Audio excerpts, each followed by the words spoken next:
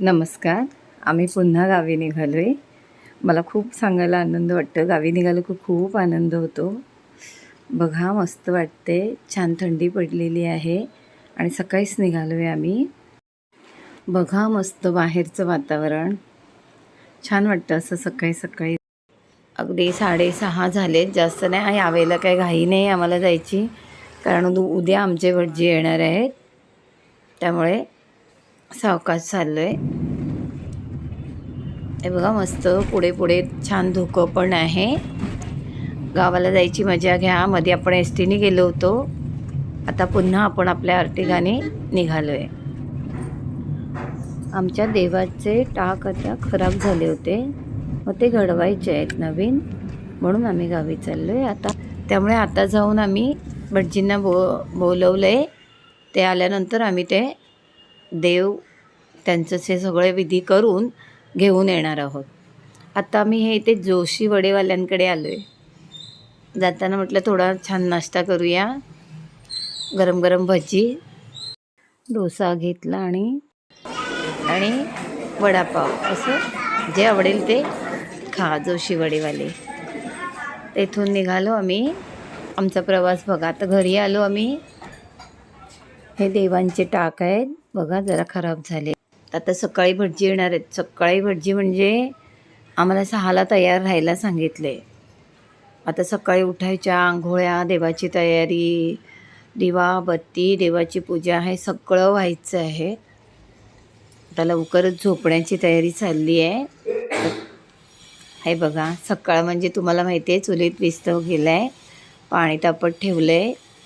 किती वाजले बघितले ना, 5:10 झाले. त्याच्या आधीच उठली आहे मी. जवळजवळ माझी आंघोळ पण झाली आहे 5:10ला. आता हे 2 वाट्या रवा आहे, हे ड्रायफ्रूट्स आहेत, थोडंसं शिरा बनवते प्रसादीसाठी. अगदी चूल धगधग पेटवले म्हणजे फटाफट पाणी तापेल, कारण दिरांचा मुलगा पण बरोबर आहे. तो, मी, माझा मुलगा, आम्ही दोघं एवढ्यांच्या आंघोळ्या व्हायच्या आहेत, म्हणून अगदी चूल चांगली धगधग पेटवली आहे. आता आंघोळ्या झाल्या.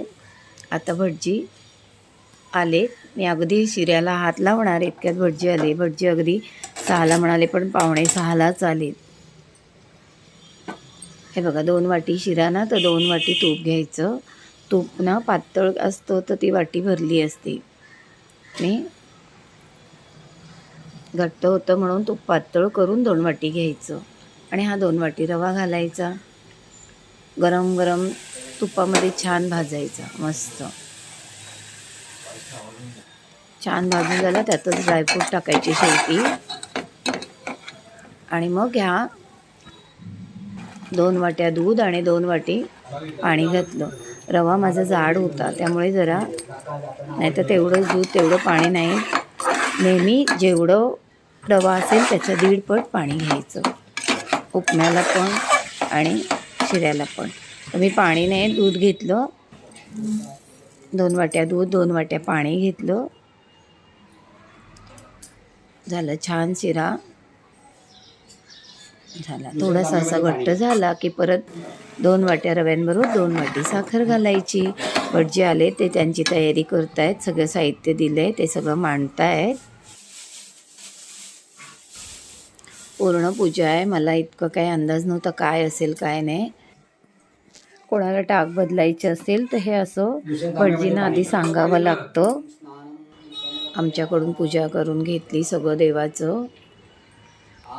देवाचं काम होते. वाडवडिलांपासूनच्या या मूर्त्या थोडं काळजीनेच करावं लागतं. देवाचं काम आहे.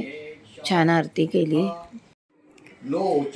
आरती वगैरे झाली. आता कोणाला जर असे टाक बदलायचे असतील देवाचे, तर मग काय करावं लागतं, तर पहिल्यांदा भटांना सांगायचं. शिवाय जिथे टाक बनवायला द्यायचे त्यांना विचारून घ्यायचं किती दिवसांनी देणार.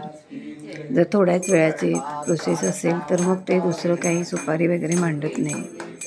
फक्त आपल्याला देवाचं असं सगळं करून देतात, काढून देव, आणि नंतर ते बनवून ठेवून मग नंतरची दुसरी प्रोसेस होम वगैरे असतं.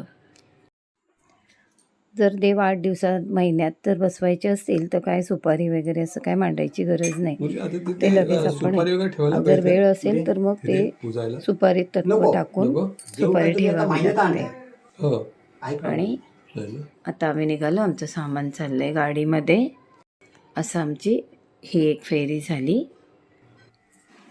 आता आपण पुन्हा टाक तयार झाल्यानंतर कसे बसवायचे काय ते सगळं पुढच्या व्हिडिओत दाखवेन मी तुम्हाला. हा आमच्या धीरांचा सुपुत्र. देव जसे भटजीने बांधून दिले लाल कपड्यामध्ये तसेच आपण घेऊन जायचे, खाली ठेवायचे नाहीत, ते मांडीवर घेऊन ठेवायचे. नमस्कार. देव घ्यायला आलो होतो, आम्ही बनवायला देतोय आम्ही. ते आता सगळे पूजापाठ झाली मी तुम्हाला, आणि आता आम्ही निघतोय. व्हिडिओ कशी वाटली लाईक करा, शेअर करा, सबस्क्राईब करा. नमस्कार.